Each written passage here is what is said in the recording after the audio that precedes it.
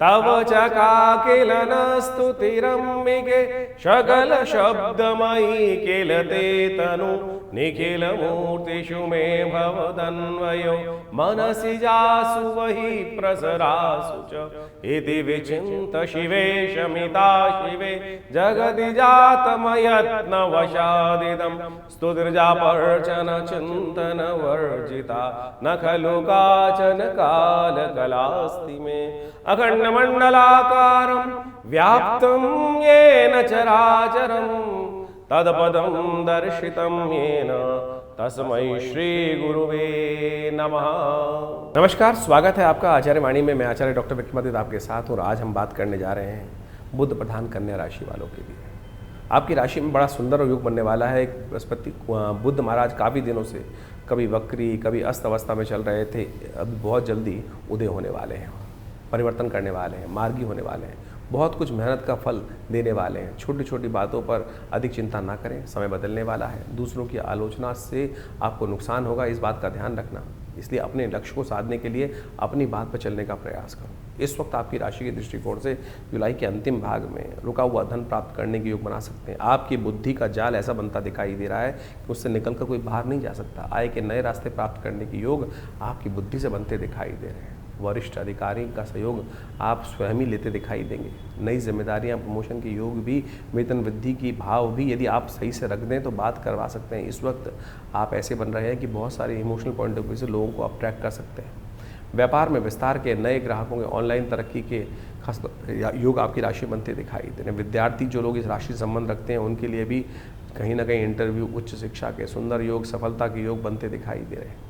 विदेश यात्रा के संबंध में यदि बात करें इन राशि संबंध व्यक्तियों के लिए तो कहीं ना कहीं बाहर से जुड़े हुए कार्यों से, ऑनलाइन प्रोजेक्ट से, दूर स्थान से लाभ प्राप्ति के संकेत भी ग्रह अवश्य देते दिखाई दे रहे हैं। परिवार के मामले में यदि हम बात करें तो विशेष तौर पर सहयोग प्राप्त होगा। शुभ समाचार से घर में प्रसन्नता का वातावरण बनता दिखाई दे रहा है। कुछ ना कुछ हानि के योग भी बनते हैं ग्रहों के परिवर्तन के साथ साथ, क्योंकि शनि महाराज वक्री होने जा रहे हैं, बृहस्पति इन दिनों अस्त चल रहे हैं, तो कहीं ना कहीं अनावश्यक चिंता ना करें, वो कहीं ना कहीं परेशानी का योग बना सकती हैं। हर चीज़ को अच्छे से विश्लेषण करके कार्य करने का प्रयास करना आपके लिए बहुत ज़रूरी है। वाहन पर अननेसेसरी खर्चा हो सकता है, स्वास्थ्य पर ध्यान रखने की ज़रूरत है। कुछ अनावश्यक खर्चे आपके जिम्मे पड़ते दिखाई देंगे। स्वास्थ्य का ध्यान रखें, पाचन तंत्र का ध्यान रखें। त्वचा संबंधित रोग अननेसेसरी परेशान करने के योग बना सकते हैं, क्योंकि शनि वक्री हो रहे हैं तो नसों संबंधी समस्या भी अननेसेसरी देने का योग बना सकते हैं। इस वक्त निवेश बिना सोचे समझे ना करें, इस बात का ध्यान रखें। बुद्धि का जहाँ उपयोग हो रहा है उसका पूर्ण करते हुए कार्य करना आपके लिए बहुत अच्छा रहेगा, क्योंकि बुध उदय हो चुके हैं। ऐसे में गणेश जी का सुंदर स्तवन आपकी राशि में आपको कल्याणकारी योग बनाने की स्थिति उत्पन्न करेगा।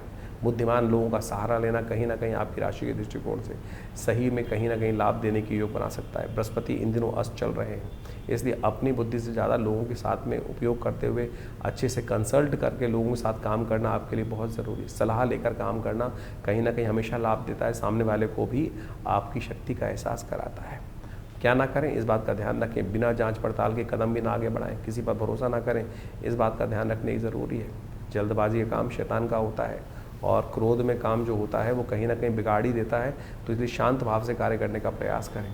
उधार लेने और देने में लापरवाही ना बरतें, कहीं ना कहीं कष्ट हो सकता है। अपनी सेहत और दिनचर्या का विशेष तौर पर ध्यान रखना आपके लिए बहुत ज़रूरी है। इस बात का ध्यान रखते हुए कार्य कर लीजिएगा। बहुत सारे ग्रह परिवर्तन की तरफ जा रहे हैं। कब, कौन सी तिथि में कौन सा ग्रह परिवर्तन करेगा, कौन सी अपनी किस्मत को जगाने का योग, आपकी किस्मत को जगाने का योग बनाएगा, वो भी हम आपको बताते हैं। 21 तारीख के दिन सबसे पहले ग्रह गणनाओं की बात करते हैं। 21 तारीख के दिन, जुलाई के दिन मंगलवार का अवसर पड़ रहा है और साथ साथ अष्टमी तिथि विद्यमान है। आषाढ़ की अष्टमी, शुक्ल पक्ष की अष्टमी, गुप्त नवरात्र की अष्टमी बनाती है। इस दिन ग्रह नक्षत्रों के दृष्टिकोण से चाल देखें तो आपके लिए ग्रह गणना बना रही है सुबह सुबह आशीर्वाद का योग। जितना आशीर्वाद लोगे किस्मत उतनी बुलंद तरीके से आती होगी। अपनी अपनी चलाओगे तो कहीं ना कहीं कष्ट में फंसोगे, इस बात का ध्यान रखना। ये दिन आशीर्वाद लेकर आगे बढ़ने का दिन दिखाई देता है, विनम्र होकर बढ़ने का आशीर्वाद देता है। बुध इस दिन उदय होने जा रहे हैं और आपके दिमाग में थोड़ी सी शरारत बढ़ती दिखाई दे रही है। शरारत नहीं, शराफत से कार्य करने की ज़रूरत है। लोगों को समझाने की ज़रूरत है, लोगों को लाभ लेने की ज़रूरत है। आपकी राशि के दृष्टिकोण से इस वक्त ग्रहों का योगायोग जो बन रहा है वो विशेष तौर पर लोग आपकी राशि के दृष्टिकोण से आपके साथ जुड़ना चाहेंगे। कहीं ना कहीं आपकी चीज़ों के साथ जुड़कर कहीं ना कहीं लाभ देने कर सकते हैं। और इस वक्त आपकी राशि के दृष्टिकोण से सफलता का जो राज है, सफलता का जो स्वाद है, जी हजूरी से आपको प्राप्त होता दिखाई दे रहा है। अपनी अपनी केवल ना चलाएं, जी हजूरी जितनी ज़्यादा करोगे उतना ज़्यादा आपको लाभ प्राप्ति के योग से थोड़े श्रूडनेस के साथ कार्य करने की ज़रूरत है। बुध उदय हो रहे हैं आपकी राशि के दृष्टिकोण से, और तो जितना आप जवान के मीठे बनकर कार्य करने का प्रयास करोगे उतना ज़्यादा आपके लिए कहीं ना कहीं नए रास्ते जीवन में आगे बढ़ने की योग बनाते दिखाई देंगे। इस दिन विशेष तौर पर भगवती दुर्गा की आराधना करनी चाहिए। देवी भागवत के अनुसार से कहा जाता है कि महिषाग्नि भगवती का ध्यान करते हुए इस दिन पूजन करना, भगवती दुर्गा का ध्यान करना तो आपके लिए कल्याणकारी हो सकता है। तो इस दिन विशेष तौर पर कन्या पूजन अवश्य करने का प्रयास करें। कन्याओं का पूजन कर भगवती की आराधना करना आपकी राशि के दृष्टिकोण से बहुत महत्वपूर्ण किस्मत को जगाने का योग बना सकता है आपके लिए। बात कर लेते हैं 22 तारीख बुधवार का अवसर, नौमी तिथि विद्यमान है। भड्डली नौमी लेकर ये महानवमी आपके लिए जीवन में पदार्पण करती दिखाई दी। गुप्त नवरात्र की नौमी बनती दिखाई दे रही। इस दिन महालक्ष्मी का यदि आप व्रत करें, पूजन करें, कहा जाता है आपके अनिष्टों को दूर करने की, महालक्ष्मी कृपा प्राप्त करने की योग बना सकते हैं। इस दिन ऐरावती देवी का ध्यान करना चाहिए। कहा जाता है ऐरावत पर आरूढ़ महालक्ष्मी का यदि जो पूजन करते हैं, उनको निमित्त यज्ञ करते हैं, महालक्ष्मी श्री सूक्त से उनका यज्ञ करते हैं, भगवती उन पर कृपा करने की योग बनाती है। इस दिन ग्रह नक्षत्रों के दृष्टिकोण से आपकी किस्मत में 4 चांद लगने की योग बनते दिखाई दे रहे हैं। इसलिए विशेष तौर पर भगवती का सानिध्य, माँ का सानिध्य अवश्य लेकर रखना चाहिए। किस्मत जगा रही है, 4 चांद लगाने की योग बना रही है। विनम्र होकर आशीर्वाद देकर कार्य करें, किस्मत जाग जाएगी। आपके लिए बृहस्पति अस्त है और वो जगाने का तरीका इस वक्त भगवती की उपासना ही है आपके लिए। बृहस्पति अस्त नहीं होते तो बहुत 4 चांद लगने के और बढ़िया योग बनते। तो इसलिए बृहस्पति की शक्ति को जगाने के लिए इस दिन आपको विशेष तौर पर माँ दुर्गा की आराधना करनी चाहिए। 22 जुलाई को गुप्त नवरात्रि का अंतिम दिवस है और गुप्त नवरात्रि का अंतिम दिवस भड्डली नवमी के रूप में विद्यमान होता है। ये भड्डली नवमी समस्त अनिष्टों को दूर करने का योग बनाती है। अनसूज साया आखिरी माना जाता है और इसके बाद शुभ मुहूर्त समाप्त हो जाते हैं। फिर 4 महीने तक कोई मुहूर्त नहीं रहता है और ऐसे में भड्डली नवमी का योग जो है गुप्त नवरात्रि का अंतिम दिवस भी माना जाता है। इस दिन ऐन्द्रिय व्रत भी कहा जाता है। गुप्त नवरात्रि के नौमी दिवस पर जैसे महानवमी का सुंदर पर्व होता है, इस दिन ऐन्द्रिय व्रत के नाम से शास्त्र में वर्णित किया गया है। ये ऐन्द्रिय व्रत जो है कहा जाता है भगवती महालक्ष्मी ऐरावत पर सवार होकर जो है महालक्ष्मी का आशीर्वाद देने के स्वरूप में पदार्पण करती है और जो 9 दिन तक भगवती के विभिन्न स्वरूपों का ध्यान करते हुए, उनका पूजन करते हुए, महालक्ष्मी के रूप में उनकी सुंदर आराधना करते हैं, उनके बहुत से मनोकामनाओं को पूर्ण करने के योग बनते हैं। हमने विवेकानंद योगाश्रम में इस बार जो है शतचंडी का सुंदर कार्यक्रम रखा। शतचंडी के सुंदर कार्यक्रम में माँ भगवती के विभिन्न मंत्रों का, दुर्गा सप्तशती के संपूर्ण 700 मंत्रों का यज्ञ नित्यपति रहा और इस नवमी के महाअवसर पर उनका दिव्य यज्ञ संपन्न रहेगा और भगवती की सुंदर उपासना, महालक्ष्मी जी की सुंदर उपासना समस्त अनिष्टों को निवारण करने के लिए रखी गई है। आप सब भी इस नवरात्रि के पूर्णाहुति के यज्ञ में पधारें और भगवती के निमित्त के सानिध्य में बैठकर उनका दिव्य यज्ञ करने का प्रयास करें। माँ आश्रम पर माँ भगवती का दिव्य स्वरूप विद्यमान है जो 500 साल पुराना है। जी हाँ, 500 साल प्राचीन शिव विग्रह जो है, जो 1947 में पाकिस्तान के क्षेत्र मुल्तान से हमारे आश्रम पर पधारा और वहाँ उनको आज उनकी सुंदर प्रतिष्ठा, सुंदर उनकी ही सानिध्य में नित्य प्रति 8 घंटे यज्ञ चलता है और पूरे जो नवरात्र में सुंदर रूप से यज्ञ उनके सानिध्य में रखा गया है। आप उसकी कम से कम अंतिम वेला में सुंदर रूप से अंतिम यज्ञ के अवसर पर अपने स्थान को आरक्षित करें। माँ भगवती के दिव्य यज्ञ में दुर्गा सप्तशती का जो संपूर्ण यज्ञ रहेगा उसमें ये भाग लें। माँ भगवती की कृपा से हमने ऐसा देखा है कि अनेक मनोकामनाओं को सिद्धि करने के लिए, जीवन के कष्टों को दूर करने के लिए भक्तों के जीवन में सुंदर सुयोग बन जाता है। तो माँ भगवती की वैष्णवी देवी का सुंदर दर्शन करते हुए इस सुंदर योग पर ऐसे दिव्य जो अवसर पर भड्डली नवमी अनसूत साया माना जाता है। जो भी भगवती के समक्ष इस दिन सुंदर आराधना के रूप में करके यज्ञ इत्यादि के द्वारा अपनी आहुति समर्पण करते हैं, मनोकामना सिद्धि के योग बन जाते हैं। तो आप भी आइए, सादर आमंत्रित हैं इस यज्ञ में। जो फ़ोन नंबर्स नीचे चल रहे हैं उनमें फ़ोन करके अपने स्थान को आरक्षित करें। यज्ञ से भगवती की मन से अपनी मनोकामना रखिए, मनोकामना पूर्ति के सुंदर योग बनेंगे। 23 तारीख गुरुवार का अवसर है, नौमी तिथि विद्यमान है और इस दिन ग्रहों का परिवर्तन का योग जो बन रहा है वो बहुत विशेष आपके लिए रहेगा। शाम होते होते एक नई उम्मीद लेकर ग्रहों का परिवर्तन होने का योग बन रहा है जो आपके लिए बहुत सारे चीज़ों को सफलता देने की तरफ अग्रसित करता दिखाई देगा। इस दिन थोड़ा नाप तोल कर कार्य करने का प्रयास करें। हर चीज़ को न्याय अन्याय के चक्कर में ना तोलें, हाँ ना के चक्कर में ना फंसे। सही चीज़ को सही समय पर अवश्य करने का प्रयास करें। सही चीज़ हमेशा सही होती है, गलत नहीं। गलत को सही नहीं कहा जा सकता है कभी भी, इस बात को ध्यान रखें। न्याय युक्त कार्य कर कर ही आप चीज़ों को ला सकते हैं। इस वक्त आपकी राशि में जबरदस्त राजयोग बना हुआ है। शुक्र रूप से आपके लिए केतु के साथ विराजमान होकर जिस प्रकार का योग बना रहा है, बुध जा बैठा हुआ आपकी राशि में कहीं योग बना रहा है, दोनों के दोनों आपकी राशि में कहीं ना कहीं मंगल करने को तैयार बैठे हुए हैं। तो इसलिए अपनी शक्ति को पहचान कर इस वक्त छलांग लगाने के लिए, किस्मत से रास्ता बनाने के लिए आपके लिए ग्रह बिल्कुल उपयुक्त स्थिति में बने हुए हैं, तो उनका लाभ आपको लेने का अवश्य प्रयास करना चाहिए। बृहस्पतिवार का अवसर है, पीली चीज़ों का दान करें, केले का पूजन करें तो आपके लिए कल्याणकारी रहेगा। 24 तारीख शुक्रवार का अवसर, दशमी तिथि विद्यमान है। बुद्ध महाराज जो वक्री थे, शुभ थे, लेकिन अब परम शुभ होकर मार्गी होकर आपकी राशि में बहुत सुंदर स्थिति में बनाते दिखाई दे रहे हैं। ऐसे में आपकी राशि के दृष्टिकोण से आपको विशेष तौर पर कई प्रकार की चीज़ों से लाभ प्राप्ति के संकेत देते दिखाई दे रहे हैं। इस वक्त आपकी राशि के दृष्टिकोण से ऐसा योग बन रहा है कि बुद्धि का ऐसा रास्ता बनता दिखाई दे रहा है कि आपके सानिध्य में बहुत सारे लोग आपसे भी लाभ लेने के योग बना सकते हैं, बहुत सारी चीज़ों को आगे बढ़ने के योग बना सकते हैं। आने वाले 5-6 दिन विशेष तौर पर इन ग्रहों के परिवर्तन के अनुसार से आपके लिए शुभ सूचना बनाते दिखाई दे रहे हैं। इस वक्त चाल पर चाल चलने की ज़रूरत है, बैठने की ज़रूरत नहीं है, सोच विचार करने की ज़रूरत नहीं। साम दाम दंड भेद हर चीज़ का उपयोग करते हुए आपको इस वक्त नया रास्ता बनाने की ज़रूरत है, और आपके रास्ते से लोग भी लाभ उठा लेंगे और आप भी उस चीज़ का लाभ उठाते हुए दिखाई दोगे। जो सोवत है सो खोवत है, जो जागत है सो पावत है, इस बात का ध्यान रखें। इस वक्त ग्रहों की स्थिति आपके लिए, बृहस्पति अस्त होते हुए कहीं ना कहीं आपको बैकफुट पे रख रहे हैं, लेकिन बुध उदय हो चुके हैं, बुद्धि के स्वामी हैं, वही कहीं ना कहीं आपके लिए श्री कृष्ण नीति का पालन करते हुए कार्य करने का प्रयास करें। तो थोड़ी सी जो भी चाणक्य नीति का इस्तेमाल करते हुए कार्य करोगे, विजय के योग अवश्य बनते दिखाई देंगे आपकी राशि के दृष्टिकोण से। 25 तारीख का अवसर शनिवार का दिन है, एकादशी तिथि विद्यमान है, और इस दिन देव शयनी एकादशी शनिवार को बढ़ती दिखाई दे रही है। और शनि आपकी राशि के दृष्टिकोण से देखें तो इस वक्त किसी भी शुभ स्थिति में नहीं पड़ रहे हैं, और वक्री होने के बाद अननेसेसरी की परेशानी करने का योग और बनाते दिखाई देंगे।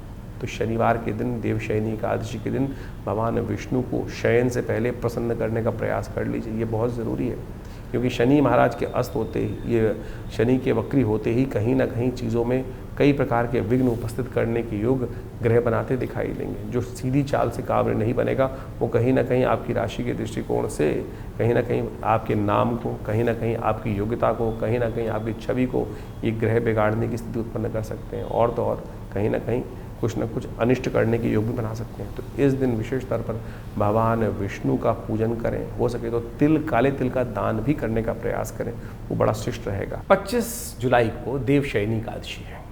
ये देवशयनी एकादशी भारतीय संस्कृति के अनुसार से देखा जाए तो अद्भुत पर्व है। देव भी शयन के लिए जाते हैं। सोचें कि देव शयन जो हो रहा है वो क्या कर रहा है। कहा जाता है शास्त्रीय दृष्टिकोण से, जो हमारे यहाँ चतुर्मास आता है, कि उस समय में कोई भी शुभ कार्य निषेध मत दिए जाते हैं। संत महात्मा इत्यादि अपना भ्रमण बंद कर देते हैं। वर्षा ऋतु आ जाती है, वर्षा ऋतु में कहा जाता है कि एक जगह स्थान पर अपना ज्ञान अर्जन करने का प्रयास करना चाहिए, भगवान की स्तुति करनी चाहिए। सत्ता जो है वो भगवान विष्णु के हाथ से निकलकर शिव के हाथ में आ जाती है, और उसके बाद सावन का सुंदर पदार्पण होता है। ये आध्यात्मिक दृष्टिकोण से बहुत महत्वपूर्ण योग है। कहा जाता है कि इस दिन भगवान विष्णु जो हैं वो शेष नाग पर कहीं ना कहीं 4 महीने के लिए विश्राम के लिए चले जाते हैं। देव शयन हो जाता है। समस्त शुभ कार्य शास्त्र में निषेध कर दिए जाते हैं। विवाह इत्यादि, मुहूर्त इत्यादि, दुकानों के मुहूर्त, घर के मुहूर्त, मूर्ति प्रतिष्ठा, जो भी कहीं ना कहीं नए नए कार्य आरंभ करने हैं, वो सब कहीं ना कहीं गृह आरंभ तक रुक दिए जाते हैं। नींव का पूजन तक रुक दिया जाता है। गृह प्रवेश तक कहीं ना कहीं शास्त्र में निषेध कर दिया जाता है। फिर दिवाली के 11 दिन बाद जब देव उठनी एकादशी आती है, उसके बाद से समस्त शुभ कार्य आरंभ करने के योग बनते हैं। लेकिन कहा जाता है कि ये समय बड़ा, एक बार आध्यात्मिक दृष्टिकोण से बड़ा शुभ होता है। भगवान विष्णु तो बड़ी तपस्या से प्रसन्न होते हैं, लेकिन भगवान शिव जो हैं, जिनके हाथ में सत्ता आ जाती है, सावन का महीना शुरू होने वाला होता है, केवल एक लोटे जलमात्र से लोगों की मनोकामना सिद्धि करने के योग बना देते हैं। तो ऐसे में बड़ी श्रद्धा के साथ, बड़ी सरलता से लोग कावड़ लेके चलते हैं, भगवान का सुंदर स्तुति करने की तरफ आगे भागते चलते हैं। जगह जगह से लोग गंगा जी से, जमुना जी से, कहीं ना कहीं विभिन्न तीर्थों से जल ला लाकर अपने क्षेत्र में जो भगवान इष्ट हैं उनको जल अर्पित करने का प्रयास करते हैं, समस्त भोले भंडारी को प्रसन्न करने का प्रयास करते हैं। तो आप इस दिन विशेष तौर पर भगवान विष्णु की सुंदर आराधना करें। शालिग्राम शिला में विशेष तौर पर उनका षोडशोपचार पूजन, गंगा जल से, कपूर से, कचरी से, चंदन से, इनसे पंचामृत बनाकर भगवान का सुंदर अभिषेक करें भगवान शालिग्राम जी का, और उसके बाद उनका विशेष तौर पर वस्त्र इत्यादि अर्पित करें। उनको शयन के लिए समस्त वस्त्र इत्यादि अर्पित कर कर सुंदर रूप से तुलसी दल से उनका पूजन कर कर ओम नमो भगवते वासुदेवाय, ओम नमो नारायणाय, इस प्रकार से इन विभिन्न मंत्रों से उनको समस्त सामग्री 16 जो चीज़ें हैं उनको धीरे धीरे अर्पित करने का प्रयास करना चाहिए। यदि पुरुषुक्त याद हो, ओम सहस्रसी रेखा पुरुखा सहस्राक्ष सहस्रपाद सभूमिगुं सर्वतस्पित्वात्र तिष्ठत् दशांगुलम पुरुकाय वेदगुं सर्वं यद्भूतं व्यच भाव्यम माउताम। इस प्रकार से यदि वेद मंत्र याद हो तो आपकी तारीख में तो आपको विभिन्न यूट्यूब चैनल्स पे इन सबके षोडशो मंत्र मिल जाते हैं पुरुष सूक्त के, जो भगवान को अति प्रिय स्तोत्र माना जाता है। उनके द्वारा भगवान का सुंदर स्तवन कर कर आप अपनी मनोकामनाओं की सिद्धि का योग बहुत सुंदर रूप से बना जाते हैं। कहा जाता है कि जो जीवन में किसके कष्ट चल रहे हों, मनोकामना पूर्ण नहीं हो रही हो, बार बार कहीं ना कहीं विघ्न आ रहे हों, ऐसे में भगवान विष्णु को शैया प्रदान जो करते हैं, कमल के पुष्पों की शैया, पीले वस्त्रों की शैया, और तो और शास्त्र में तो बहुत कुछ वर्णित है।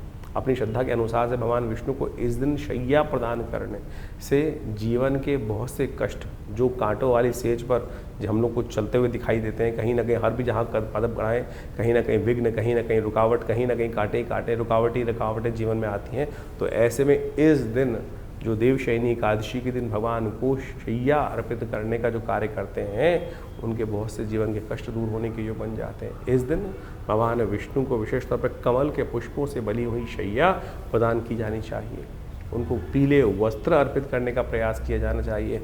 कमल के पुष्पों का बना हुआ तकिया भगवान को अर्पित करने का प्रयास किया जाना चाहिए। तो इस प्रकार से भगवान का सुंदर पूजन कर कर मनोकामना सिद्धि के सुंदर सुयोग बनने चाहिए। 26 तारीख रविवार का अवसर, द्वादशी तिथि विद्यमान है। ग्रह नक्षत्रों के दृष्टिकोण से परिवर्तन का योग बन रहा है। जो ये परिवर्तन होने जा रहा है आपकी राशि के दृष्टिकोण से स्वास्थ्य का बहुत ध्यान रखते हुए कार्य करें। इस दिन शनि महाराज वक्री होने जा रहे हैं, और शनि का ये वक्री होना अननेसेसरी आपको सीधी रास्ते से हटाकर गलत रास्ते पे चलता डालता दिखाई देगा। आपको सीधे रास्ते से काम पसंद आएगा नहीं करना, और कहीं ना कहीं 4.5 महीने के लिए शनि महाराज अब वक्री होने जा रहे हैं, और ये कहीं ना कहीं आपकी राशि के दृष्टिकोण से कहीं ना कहीं आपकी छवि को बिगाड़ने का काम कर सकता है। आपकी राशि के दृष्टिकोण से आपको बड़ा सावधान रहते हुए कार्य करने का प्रयास करना चाहिए, चाहे सेहत हो, चाहे आपका सामाजिक उठना बैठना हो, और कहीं ना कहीं आपकी राशि के दृष्टिकोण से बहुत सारे लोग आपके खिलाफ साजिश रचते हुए दिखाई दे सकते हैं। कहीं ना कहीं आपकी राशि के दृष्टिकोण से बने बनाए काम में धोखे आपको प्राप्त होने के योग बनते दिखाई दे रहे हैं। स्वास्थ्य का विशेष तौर पर ध्यान रखने की ज़रूरत रहेगी आपकी राशि के दृष्टिकोण से। इस वक्त लोग आपकी छवि को गलत तरह से उपस्थित करने का प्रयास कर सकते हैं। बृहस्पति महाराज वैसे ही अस्त चल रहे हैं, जब तक बृहस्पति अस्त ना हो तब तक आप बृहस्पति को भी ताकत देने का प्रयास करें। और बृहस्पति के उदय होते ही शनि के बहुत सारे जो दुष्प्रभाव है उससे बचने का रास्ता बृहस्पति अपने आप सोच लेंगे, क्योंकि बृहस्पति उच्च के होकर शनि पर दृष्टि डाल के बैठे हुए हैं। नहीं तो ये 4.5 महीने कहीं ना कहीं शनि का जो अनिष्टकारी प्रयास आपके लिए रहेगा वो कहीं ना कहीं कुछ ना कुछ परेशान करने का योग बनाता रहेगा। इस वक्त आपकी राशि के दृष्टिकोण से आपको कुछ खास उपाय करने का प्रयास करना चाहिए। अभी आने वाले समय में सावन का महीना शुरू होगा, कोशिश ये करें शहद के द्वारा भगवान शंकर का अभिषेक करने का प्रयास करें।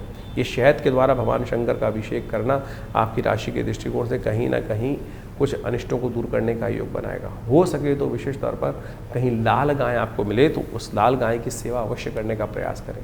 इन 4 महीनों में लाल गाय की सेवा करने से शनि का दुष्प्रभाव जो आपकी राशि में पड़ रहा है, कल्याणी रैया में शनि वक्री होकर जो चल रहे हैं, वो कहीं ना कहीं आपके लिए कुछ ना कुछ रास्ता अवश्य बनाएंगे। 26 जुलाई को शनि महाराज वक्र अवस्था में जाने वाले हैं, और ये करीब करीब 10 दिसंबर तक वक्री अवस्था में ही चलेंगे। ऐसे में ये 4.5 महीने का जो समय है विशेष तौर पर बहुत महत्व रखता है। हर राशि के दृष्टिकोण से आपको समझ लेना चाहिए कि विशेष तौर पर आपकी राशि के दृष्टिकोण से क्या प्रभाव उत्पन्न कर रहा है। अभी आपने समझा आपकी राशि के दृष्टिकोण से उसका क्या प्रभाव है। जब शनि वक्री हो जाते हैं तो कहा जाता है कई गुना अधिक शक्तिशाली हो जाते हैं। ऐसे में इनके प्रभाव में कई गुना अधिक हो जाता है प्रभाव। और शनि तो महाराज जो हैं वो वैसे ही क्रूर ग्रह माने जाते हैं, पाप ग्रह माने जाते हैं। और जब वो कहीं ना कहीं व्यक्ति दुष्कर्म करता है, गलत कर्म व्यक्ति के द्वारा हो जाता है, तो दंडाधिकारी के रूप में वो बड़े निष्पक्ष होकर अपने प्रभाव को उत्पन्न करने का प्रयास करते हैं। ऐसे में शनि को मनाओ सदा सुख पाओ, इस बात को अवश्य ध्यान रखने का प्रयास करना चाहिए। इस वक्त बृहस्पति महाराज अस्तवस्था में चल रहे हैं, शनि वक्री हो गए हैं, और ऐसे में ग्रहों की जो कुचाल चल रही है उससे आपको समझने का रास्ता, बचने का प्रयास करना चाहिए। विश्व में पुनः एक बार भयावह स्थिति अपनी निर्माण होती दिखाई देगी। युद्ध का वातावरण जो पूरे विश्व में कहीं ना कहीं बना हुआ है, उठापटक का दौर कहीं ना कहीं चलता दिखाई देगा पुनः एक बार।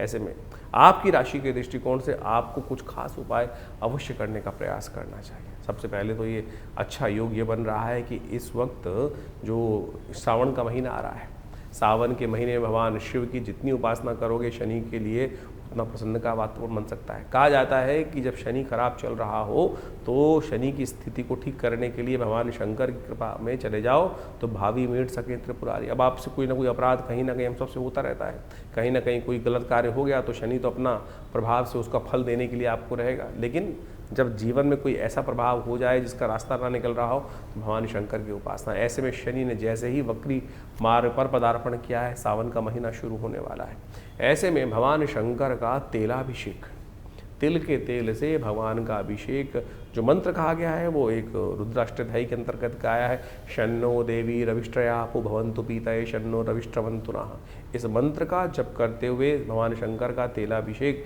यदि शनिवार के शनिवार भी आप करते चले जाओ, सत्य मानना कि शनि का कैसे ही नेगेटिव प्रभाव हो, अशुभ प्रभाव हो, वो अपना प्रभाव निष्क्रिय कर देते हैं। तो इसलिए अपने उस क्रूर प्रभाव से, कहीं ना कहीं पाप प्रभाव से आप बच सकते हैं। तो ऐसे में सबसे पहले तो सद्गुण को पालन करने का प्रयास करें, गलत काम ना करने का प्रयास करें, झूठ ना बोलने का प्रयास करें, किसी भी रूप से जो भी है उठापटक नहीं तो जीवन में कहीं ना कहीं योग बनता चला जाएगा। ऐसे में शास्त्र के दृष्टिकोण से अनेक उपाय शास्त्र में वर्णित किए गए। एक दिव्य उपाय है जिसका केवल लोग आज की तारीख में, कलयुग में यही पूछते हैं ना कि छोटा सा कौन सा उपाय है महाराज, तो हम आपको वो मंत्र बताने जा रहे हैं जिसको शनि स्तोत्र कहा जाता है। वो शनि स्तोत्र अद्भुत रूप से भगवान महाराज दशरथ जी के द्वारा, राम जी के पिता दशरथ जी के द्वारा देवासुर संग्राम से पहले रास्ते में जब जा रहे थे देवासुर संग्राम में भाग लेने के लिए, तो रास्ते में शनि के दर्शन होते हैं। तो ऐसे में भगवान महाराज दशरथ भगवान शंकर, भगवान शनिदेव की स्तुति करते हैं। वो दशरथ कृत शनि स्तोत्र कहा जाता है, और एक ही स्तोत्र महाराज शनि का पूरे शास्त्रों में विद्यमान है, और कोई स्तोत्र नहीं है, केवल दशरथ कृत शनि स्तोत्र मिलता है। और वो ऐसा अद्भुत है कि एक बार, केवल एक बार यदि व्यक्ति नित्य प्रति पाठ कर ले, श्रवण कर ले, सुन ले, तब भी शनि प्रसन्न हो जाते हैं, शनि अपना दुष्प्रभाव कभी नहीं दिखाते। तो वो इस प्रकार से हम आपके समक्ष हाथ बंद करके बैठे भगवान का सुंदर स्तवन करें। ओम नमः कृष्णाय नीलाय शितिकंठ निभाय च नमः कालाग्निरूपाय कृतांताय च वै नमः। नमो निर्मांस देहाय दीर्घमश्रुजटाय च नमो विशाल नेत्राय शुष्कोधर भयाकृते नमः पुष्कलगात्राय स्थूल रोमणे यत वै नमः। नमो दीर्घाय शुष्काय कालं दृष्ट नमोस्तुते नमस्ते कोडराक्षाय दुर्निरीक्षाय वै नमः। नमः घोराय रुद्राय भीषणाय कपालिने नमस्ते सर्वभक्षाय बलिमुख नमोस्तुते।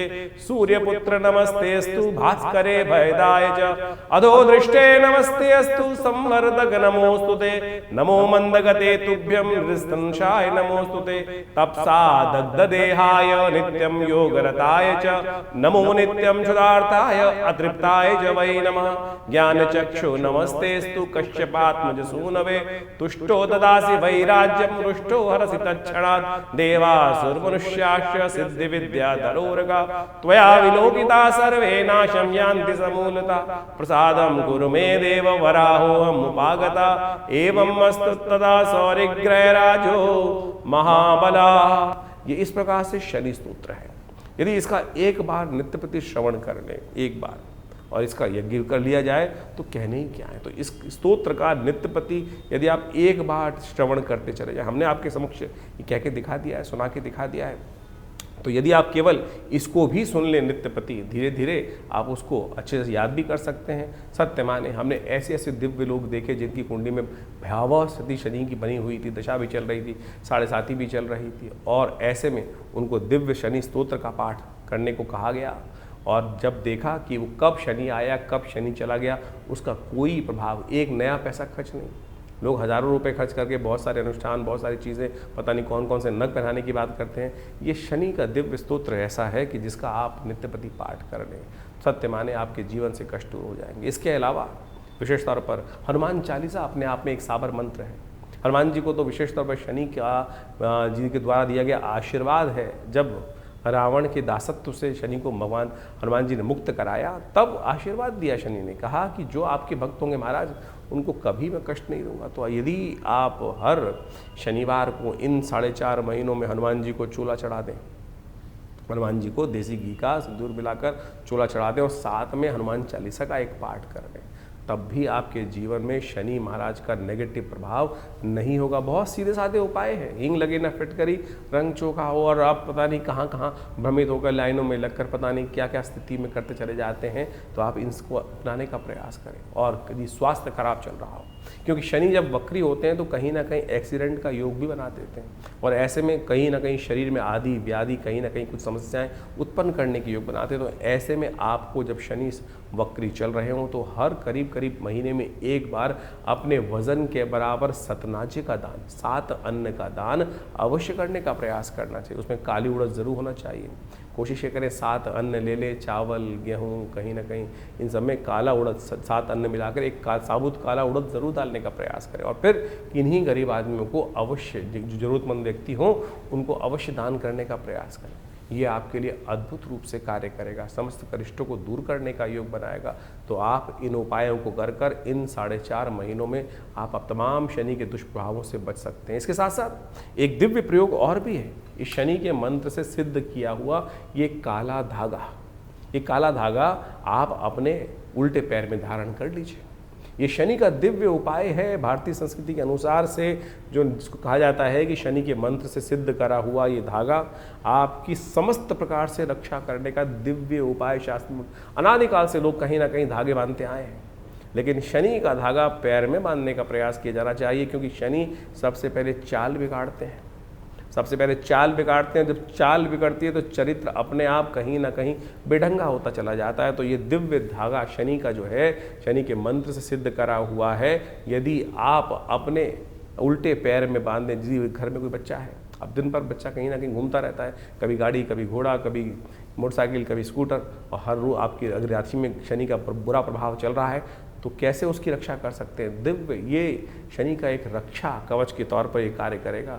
तो आप कोशिश ये करें, इसको किसी जातक के उल्टे पैर में, स्त्री चाहे पुरुष, बांध लें तो शनि से बहुत सारी चीज़ों से रक्षा करने के दिव्य रास्ते अपने आप प्राप्त हो सकते हैं। तो ऐसे छोटे छोटे उपाय आप जो को वर्णित किए हैं, तो आप 4.5 महीने में इस शनि के नेगेटिव प्रभाव से अवश्य बचने का प्रयास करेंगे तो शनि की कृपा से बहुत सारी रक्षा के रास्ते आपको अवश्य प्राप्त हो जाएंगे। 27 तारीख सोमवार का अवसर है, त्रयोदशी तिथि विद्यमान है। रवि योग लेकर ये त्रयोदशी उत्पन्न होती दिखाई दे रही है। और ग्रह नक्षत्रों के दृष्टिकोण से, आपकी राशि के दृष्टिकोण से यदि समझें तो आपके लिए कहीं ना कहीं स्थितियां जो हैं आपके अपने प्रभाव से कार्य करने की ज़रूरत है। इस वक्त आपकी राशि के दृष्टिकोण से आपको थोड़ा सा शक्ति लगाने की ज़्यादा ज़रूरत है। बुद्धि का सही उपयोग करते हुए कार्य करने की ज़रूरत है। कई मामलों में अननेसेसरी खर्चे आप पर ज़्यादा बढ़ते दिखाई दे रहे हैं। अपने धन का संचय करें, अननेसेसरी की चीज़ों के खर्चे को, लीकेज को रोकने का आपको प्रयास करना चाहिए। यदि ये कर पाए तो आपके लिए कहीं ना कहीं दिन साबित हो सकता है। शुभ सोमवार का अवसर है, महामृत्युंजय मंत्र का जप करें, चावल का दान करने का प्रयास करें, क्योंकि स्वास्थ्य के लिए दिन थोड़ा भारी दिखाई देता है। 28 तारीख का अवसर मंगलवार का दिन, चतुर्दशी तिथि के साथ ये तिथि आती दिखाई दे रही है। और ग्रह नक्षत्रों के दृष्टिकोण से कहीं ना कहीं शाम आते आते आपके भावों को पवित्र करती दिखाई दे रही है, कहीं ना कहीं आपका झंडा बुलंद करती दिखाई दे रही है। दिन में प्रयास करने से कहीं ना कहीं थोड़ा सा मन मस्तिष्क में थोड़ा परेशानी उत्पन्न करती दिखाई दे रही है, लेकिन शाम कहीं ना कहीं सुहानी हवाओं से युक्त होता दिखाई दे रहा है। कोशिश ये करें इस दिन सुंदर मंगलवार के दिन, क्योंकि शनि बदल चुके हैं, अपनी चाल बदल चुके हैं, हनुमान जी उस चाल को सुधारने का कार्य कर सकते हैं। तो हनुमान जी का सुंदर पाठ करने का प्रयास करें, हो सके तो अपने हाथ से हनुमान जी को सुंदर स्तवन करें, वो आपके लिए कल्याणकारी रहेगा। 28 तारीख को मंगलवार का सुंदर सुयोग बन रहा है और इस दिन चतुर्दशी और पूर्णिमा का योग भी बन रहा है। सत्यव्रत भी इसी दिन किया जाने का सुंदर रास्ता बनता दिखाई दे रहा है। देखिए, आपकी राशि के दृष्टिकोण से हमने आपको बहुत सारी चीज़ें बताने का प्रयास किया। ऐसे में कई बार जो ग्रहों का खराब योग चल रहा होता है उसको ठीक करने का रास्ता है। देखिए, इस संसार में भगवान की कृपा से, गुरु की कृपा से समस्त अनिष्ट दूर हो जाते हैं। और कैसे उनको, शनि महाराज वक्री चल रहे हैं इस समय में और बृहस्पति महाराज भी कहीं ना कहीं अस्त चल रहे हैं, तो गुरु का सानिध्य चाहिए। और आषाढ़ की पूर्णिमा गुरु पूर्णिमा के रूप में जानी जाती है। और इस दिन जो है, यदि मंगलवार के दिन सुंदर योग जो बन रहा है, सुबह पुण्य तिथि जो बन रही है वो बन रही है विशेष तौर पर चतुर्दशी तिथि, और शाम को जो है सूर्यास्त के बाद में ग्रहों का परिवर्तन होने का योग बनेगा। चंद्रमा भी विशेष तौर पर आप मान के चलें बृहस्पति के सम्मुख आके विराजमान हो जाएंगे और साथ साथ पूर्णिमा तिथि भी विद्यमान हो जाएगी। और गुरु पूर्णिमा जिसको कहा जाता है, उसका चांद भी पूरी रूप से इस दिन निखर कर आएगा। आषाढ़ का चंद्रमा है जो निकल कर आएगा, और आषाढ़ का चंद्रमा कहा जाता है 16 कला पूर्ण माना जाता है। और ऐसे में जब ये चंद्रमा की रोशनी होती, कभी बादलों के पीछे आती है और कभी बादलों से निकल कर खुले आसमान में साफ साफ दिखाई दे जाती है। तो कभी जो बादल हैं कभी साफ साफ है, और ऐसे में चंद्रमा का दर्शन करते हुए भगवान का सुंदर पाठ करना, सुंदर कांड का पाठ करना, हनुमान जी का सुंदर स्तवन करना। हनुमान जी का सुंदर पाठ जब करते हैं तो तुलसी बाबा ने लिखा है, जय जय जय हनुमान गुसाई, कृपा करहु गुरुदेव की नाही। इस संसार में हनुमान जी से बड़ा गुरु कौन हो सकता है, जो आपको भक्ति का मार्ग प्रशस्त करने का प्रयास कर रहा है। और आपके ग्रह जो चल रहे हैं खराब इस वक्त आपकी राशि के दृष्टिकोण से, जैसा हमने बताया, बृहस्पति भी अस्त चल रहे हैं, शनि भी कहीं ना कहीं वक्री चल रहे हैं और 4 महीने तक वक्री चलेंगे। तो इस दिन विशेष तौर पर हनुमान जी का सुंदर स्तवन करने का प्रयास करें। हनुमान जी को ही गुरु मानकर, जो तुलसी बाबा ने माना, क्योंकि तुलसी बाबा को दर्शन जो कराए वो विशेष तौर पर हनुमान जी ने ही तो कराए। हनुमान जी की आराधना, जब उन्होंने हनुमान जी के चरण पकड़ लिए तो उनका दर्शन कर कर तभी उनके जीवन में वो जो योग था वही बना, और जिसके कारण से उनको राम जी के दर्शन हुए। चित्रकूट के घाट पर भई संतन की भीड़, तुलसीदास चंदन किसे तिलक देत रघुबीर। जिस प्रकार से कहा गया है, हनुमान जी की कृपा से ही अनेक रूप से जब नहीं दर्शन हो पा रहे थे तो हनुमान जी ने जबरदस्ती करवाने का प्रयास, ऐसा गुरु चाहिए ना। तो आप संसार के चक्र में कहाँ फंस रहे हैं, तो सुंदर रूप से हनुमान जी का सुंदर स्तवन इस दिन अवश्य करने का प्रयास करें।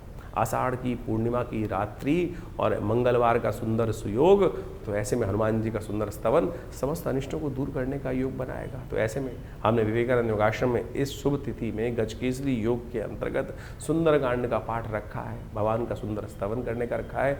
और तुलसी बाबा ने तो यहाँ तक कहा है, और देवता चित्त न धरहि, हनुमत से ही सर्व सुख करहि। तो सुंदर रूप से इस कार्यक्रम में भाग लें, हनुमान जी का सुंदर स्तवन करें, सवामणि का भोग रहेगा, हनुमान जी का सुंदर यज्ञ रहेगा। हनुमान जी के गुरु के रूप में जो स्वीकार कर लेगा उसका तो बेड़ा पार होना परम सुंदर रूप से है। संकट कटे मिटे सब पीरा, जो सुमरे हनुमत बल बीरा। तो अपने समस्त अनिष्टों को दूर करने के लिए इधर उधर मत भटको, हनुमान जी का सुंदर स्तवन करने का प्रयास करो।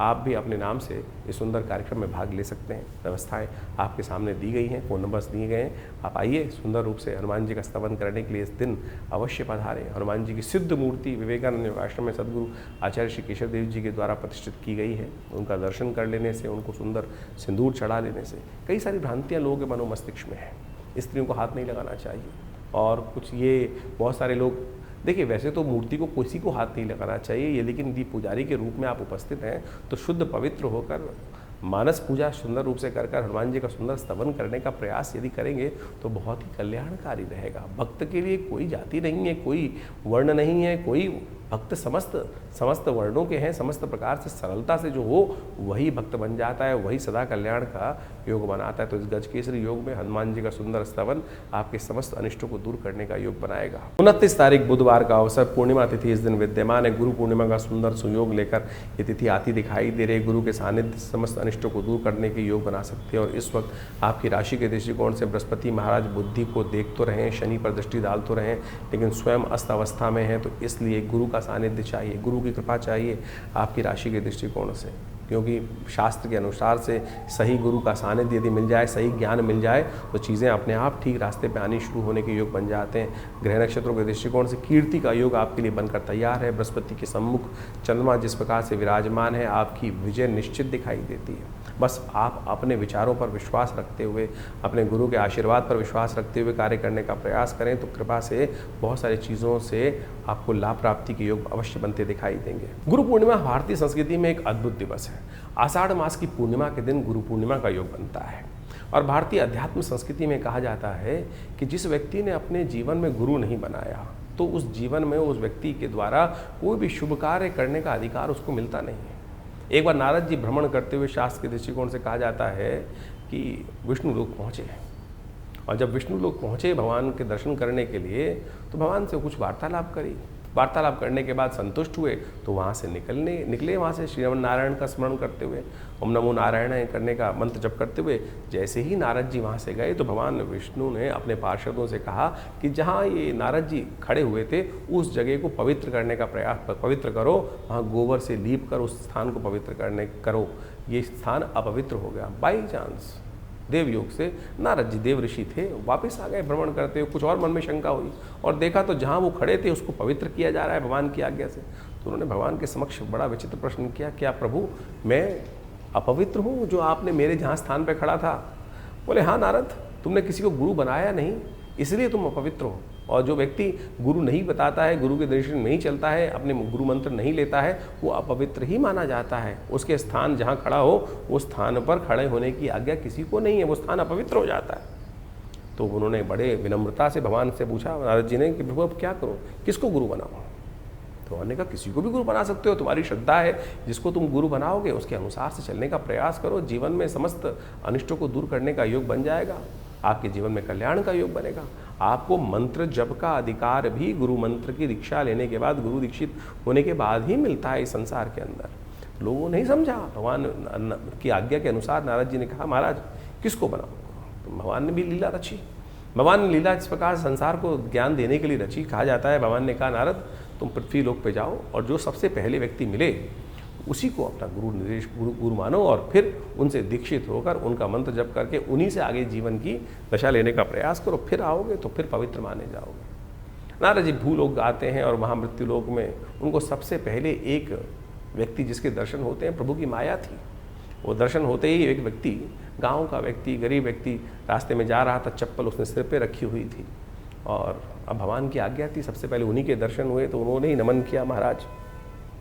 अब भगवान की आज्ञा के अनुसार से, भगवान की माया के अनुसार से उन्होंने को नमन किया और कहा महाराज आप मुझे आपको मैं अपना गुरु धारण करना चाहता हूँ। तो सीधे साधे व्यक्ति ने कहा कि महाराज मेरे की क्या बिसात, मैं आपको शिक्षा दूँ? आप तो स्वयं इस सुंदर स्वरूप में विद्यमान है, मेरी क्या बिसात? लेकिन बोले नहीं मेरी इच्छा है, मैं आपसे ही दीक्षित हूँ। तो उन्होंने उनसे दीक्षा ले ली। जो मंत्र दिया उस मंत्र को उन्होंने ले लिया। उस मंत्र को जप करने के लिए जो भी बना, उसके बाद भगवान घूमते घामते फिर पहुँचे भगवान विष्णु के पास। भगवान विष्णु से उन्होंने कहा कि प्रभु आपकी आज्ञा के अनुसार से मैं मंत्र दीक्षित ले आया। बोले नारद जी किससे दीक्षा ली आपने? तो महाराज वहाँ पर एक व्यक्ति मूर्ख रूप में था और गंवार था, अनपढ़ था और सिर पे चप्पल रख के जा रहा था, बड़ा मूड लग रहा था, कहीं ठीक नहीं लग रहा था, लेकिन आपकी आज्ञा थे मैंने उनसे दीक्षा ले ली। भगवान ने कहा नारद तुमने बड़ा अपराध किया। गुरु का इस प्रकार से अपमान करना, कहा जाता है घोर नरकादि लोगों को पूरी 84 लाख योनि तुम्हें भोगनी पड़ेंगी और उन सब की त्रास है तुमको भोगनी पड़ेगी। अपने तुमने इतना प्रभाव, इतना निष्क्रिय कार्य जो है, ऐसा कार्य किया है कि जो विशेष तौर पर तुमको अपराध बोध भी नहीं है इसका। नारद जी ने क्षमा मांगी कि प्रभु क्या करूं अब? बोले तो अब गुरु के सानिध्य में ही जाओ और वो जो बताएं उस कार्य को करने का प्रयास करो, तब जाकर इस जो 84 की योनि का जो चक्र है उससे निकल सकते हो। नहीं तो तुमको 84 लाख योनि भोगनी पड़ेंगी, उसमें जीवन निर्वाह करना पड़ेगा। फिर उस काल को भोग के बाद ही तुम हमारे दर्शन के लिए आ सकते हो। अब नारद जी को पटक दिया गया। वापस उस जगह पर लाकर नारद जी देव इच्छा से, प्रभु की इच्छा से फिर दोबारा गुरु के सानिध्य में पहुँचते हैं और उनके समक्ष बैठकर अपने समस्त भाव को उपस्थित करते हैं। तो उस व्यक्ति ने सुना नारद जी को और कहा नारद चिंता क्यों करते हो? क्यों चिंता है तुमको? इसका कारण, इस कष्ट का निवारण बहुत आसान है। नारद जी को नहीं समझ में आया था लेकिन उस दिव्य आत्मा ने कहा नारद जी कोई चिंता मत करो, ये पहाड़ सामने दिखाई दे रहा है, इस पहाड़ पर तुम 84 लाख योनियों के जो है समस्त चित्रकला निर्वाहो और ऊपर से लौटते हुए नीचे आकर लौट आओ, नीचे आकर। नारद जी को बड़ा आश्चर्य हुआ कि इस व्यक्ति ने मुझे इतना दान बताया और कहा कि पूरा ऊपर से लेकर उन 84 लाख योनियों के नाम लिखकर समस्त व्यवस्था बनाई और फिर लौटते लाटते ऊपर से लेटते हुए नीचे आते हुए उन सब में भोगते हुए उनको कहा जाता है कि वो समस्त 84 लाख योनि भोगने के बाद पुनः पहुँचे और वो जो श्राप था, जो अपराध किया था, उससे निवृत्त हुए। तो जो कहा गया ना, गुरु गोविंद दोनों कड़े काके लागू पाऊँ, बलिहारी गुरु आपनो जिसने गोविंद दियो मिलाए, ये शास्त्र में कथा इसलिए वर्णित की गई है कि आप सदमार्ग पर उस सरलता से प्राप्त कर सकते हैं गुरु के सानिध्य में। तो आप कोशिश ये करें अपने जीवन में गुरु मार्ग मंत्र का अवश्य जप करने का प्रयास करें। भगवान से मिलने का मार्ग भी गुरु निर्देशित कर सकते हैं। तो आप बड़े बड़े चमत्कार हैं गुरु मंत्र के, शास्त्र में जो वर्णित हैं उनको हमें जीवन में देखने का प्रयास करना चाहिए।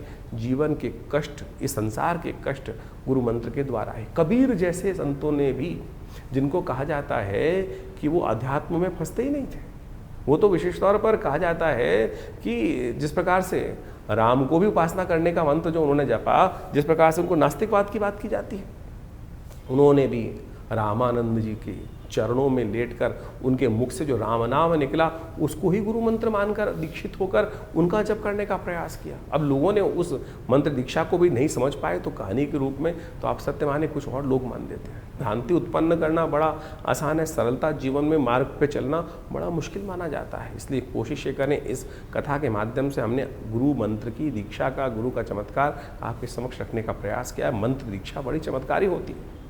मंत्र दीक्षित लेने के बाद सत्य माने वो जागृत मंत्र ही आपका कार्य करेगा, नहीं तो जपते रहो मंत्र। लाखों मंत्र, हजारों मंत्र लोग जपते रहते हैं लेकिन वो कार्य नहीं करते। कारण है मंत्र दीक्षित नहीं है। जिस व्यक्ति ने वो स्वयं मंत्र गुरु ने जपा ना हो, उस मंत्र को देने का अधिकार भी किसी व्यक्ति के पास नहीं होता है। तो अनेक अनेक प्रकार के मंत्र हैं, शास्त्रों में लाखों मंत्र विद्यमान हैं।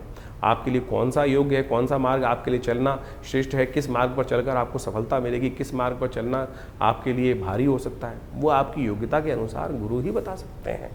तो इसलिए भारतीय संस्कृति में गुरु के जो है, जिसको कहा जाता है अंधकार से प्रकाश की तरफ जाने का, ज्ञान का मार्ग दिखाने वाली जो दिव्य आत्मा है वो गुरुजन कही जाते हैं। इसलिए उनकी जो है दीक्षा हमें अवश्य लेने का, उनका सानिध्य अवश्य लेने का प्रयास करना चाहिए। अब एक अपवाद और भी है इसके साथ साथ कि गुरु कितने बनाए जाए। अनेक गुरु बना सकते हैं आप। अनेक गुरुओं की कोई बात नहीं। दत्तात्रेय भगवान ने इस संसार में उपस्थित होकर 24 गुरु बनाए, जिससे जहां जो शिक्षा मिले उसको अपने गुरु के रूप में, सदगुरु के रूप में आप स्थान देने का प्रयास करें। कोई इसमें भांति नहीं है। भ्रांति ये करने का प्रयास करते हैं। आज तो बाजार बन गया है, आज तो ये संसार हो गया, गुरुआ तू गलियां फिरे घर घर कंठी देत। आज तो मंत्र माइक के द्वारा दीक्षाएं मंत्र दे दी जाती हैं, तो वो गुरु मंत्र नहीं हुआ। आप गुरु बनाते हैं व्यक्ति को जहां मेरे मन की शंकाओं हो, मैं सीधा जाकर उनके पास बैठ के, उनके सानिध्य में बैठकर उनसे वो मंत्रणा कर कर अपने जीवन के उस लक्ष्य की जहां कष्ट आ रहा है बात करके दूर कर सकूं। लेकिन ऐसे स्थितियों में जिनके दर्शन करने भी दुर्लभ है, फोटो में ही दर्शन हो सकते हैं, टीवी पे ही दर्शन हो सकते हैं, फिर वो मंत्र दीक्षा क्यों? आपको भटकने की आवश्यकता नहीं। प्रभु स्वयं आपके जीवन में उस व्यक्ति को उपस्थित कर देते हैं। दत्तात्रेय भगवान ने रास्ते में चलते चलते दीक्षा प्राप्त करी। वैश्य तक को गुरु माना, श्वान तक को गुरु माना, अग्नि तक को गुरु माना, वायु तक को गुरु माना। आपकी सरलता की आवश्यकता है। एकलव्य का कथा आपके समक्ष उपस्थित है, कहीं नहीं भटके। गुरु द्रोण के पास जाने की उनके सामर्थ्य नहीं थी, क्योंकि वो राजकुमारों को दीक्षा देने के लिए कटिबद्ध थे, वो बाहर दे ही नहीं सकते थे। ऐसा नहीं कि गुरु द्रोण ने नहीं देना चाहा, लेकिन वो कटिबद्ध थे, वो राज्य आज्ञा से बंधे हुए थे कि राज्य पुरुष, क्योंकि वहां पर वो जिस प्रकार से उन्होंने शपथ ले रखी थी कि मैं केवल राजपुरुषों को ही, अर्जुन को ही सर्वश्रेष्ठ धनुर्धर बना के भीष्म के समक्ष उन्होंने प्रतिज्ञा ली थी ये बात। लेकिन एकलव्य ने ऐसा उदाहरण उपस्थित किया कि गुरु की मूर्ति बनाकर ही उन्हीं से समस्त दीक्षा मूर्ति के माध्यम से ही ले ली। तो साध्य जो है, जो साधक है, उसको अपनी साधना पर चलने के लिए उस साध्य की तरफ जाना है।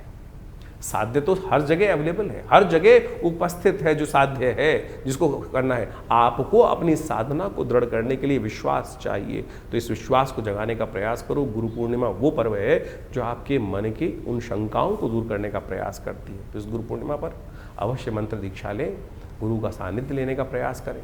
भगवान की इच्छा से समस्त कष्टों को दूर करने का योग आप अवश्य बना पाएंगे। 30 तारीख गुरुवार का अवसर है, प्रतिपदा तिथि विद्यमान है, सावन शुरू हो रहा है। गज की स्त्री योग के साथ सावन शुरू होता दिखाई दे रहा है, जो आपके लिए बड़ा कल्याणकारी योग बनाता दिखाई देगा।